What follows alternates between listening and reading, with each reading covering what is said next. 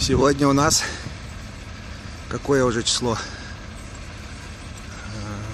23 марта. Вторым рейсом мы дошли.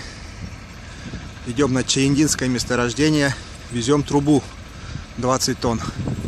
Это пикет Воробей от Лаканского креста. Здесь у нас остается 16 километров. Вон там дорога на Талаканский крест.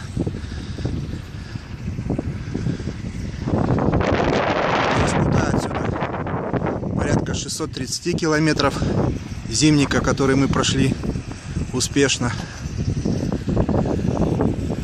С утра здесь машинок мало совсем. Ребята, видимо, в других пикетах отдыхают.